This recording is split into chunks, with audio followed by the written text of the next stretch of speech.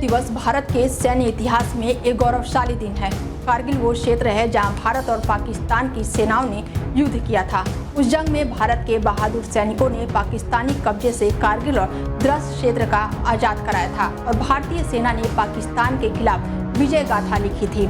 इस सैन्य जंग को इतिहास में विजय के प्रतीक के तौर पर कारगिल विजय दिवस के रूप में मनाया जाता है। इस दिन भारत के लोग अपने वीर सैनिकों के साहस और बलिदान को याद करते हैं, जिन्होंने देश की सुरक्षा और संप्रभुता की रक्षा की थी।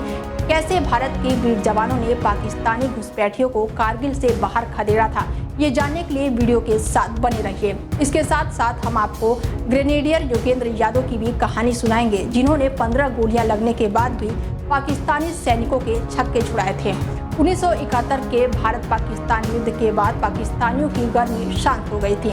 इसके बाद सियाचिन ग्लेशियर को नियंत्रित करने को लेकर दोनों के बीच तनातनी जैसे माहौल बन गए थे, लेकिन अंत में सियाचिन ग्लेशियर पर भारत का अधिकार हो गया। इसके लिए 1980 के दशक में कई सैन्य झड़प भी हुई। हालांकि 1990 के दशक के दौरान कश्मीर में अलगाववादी गतिविधियों के कारण तनाव और संघर्ष काफी बढ़ा।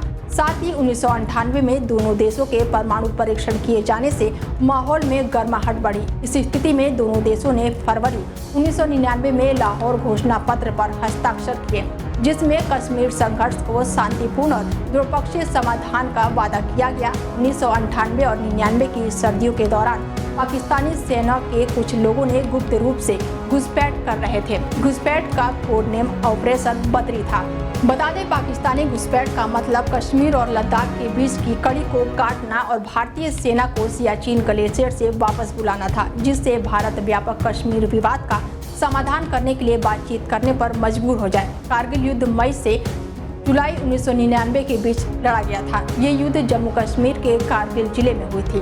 1999 की शुरुआत में पाकिस्तानी सैनिकों ने गुप्त रूप से LOC पार कर भारतीय क्षेत्र में घुसपैठ की और कारगिल की ऊंची चोटियों पर कब्जा कर लिया। इसके बाद भारतीय सेना ने इस घुसपैठ का पता लगाने के बाद ऑपरेशन विजय शुरू किया। भारतीय सेना ने दुर्गम भूभाग और प्रतिकूल मौसम के बावजूद साहस और दृढ़ संकल्प का परिचय देते हुए धीरे धीरे पाकिस्तानी घुसपैठियों को खदेड़ना शुरू किया।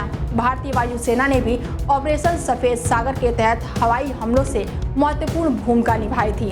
कारगिल की लड़ाई भारतीय सेना के लिए अब तक का सबसे कठिन लड़ाइयों में से एक थी। 18,000 फीट की ऊंचाई पर खराब मौसम के बीच हमारे सैनिकों ने दुश्मन को खदेड़ने का काम किया था। हमारे सैनिकों ने खतरनाक चोटियों पर चढ़कर भारी गोलीबारी के बीच दुश्मनों का सफाया किया था।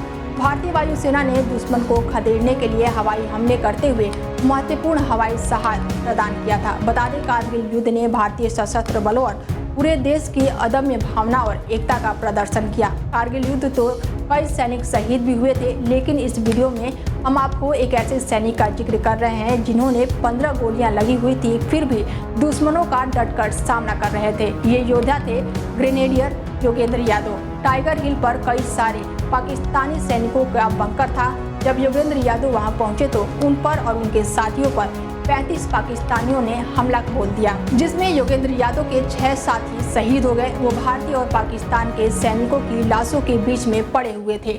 पाकिस्तानियों का इरादे सभी भारतीय सैनिकों को खत्म कर देने का था, इसीलिए वो लाशों पर तवातोड़ गोलियां बरसा रहे थे। योगेंद्र यादव को करीब 15 गोलियां लग चुकी थी। उसके बाद ग्रेनेडियर ने 15 गोलियां लगने के बाद भी ग्रेनेड का पिन हटाया, आगे की तरफ जा रहे पाकिस्तानियों पर फेंक दिया। इसमें कई पाकिस्तानी सैनिकों की जान चली गई।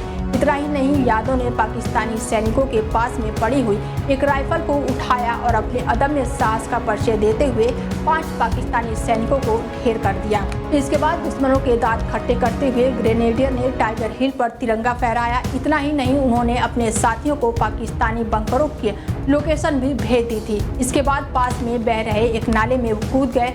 उनके भारतीय सैनिकों ने वहां से निकाला और अस्पताल में भिजवा दिया। अदम्य साहस और सर्वोच्च कोटि के शौर्य का प्रदर्शन करने के लिए ग्रेनेडियर योगेंद्र यादव को परमवीर चक्र से नवाजा गया। तमाम ऐसी खबरों के लिए देखते रहिए डेली 24 भारत।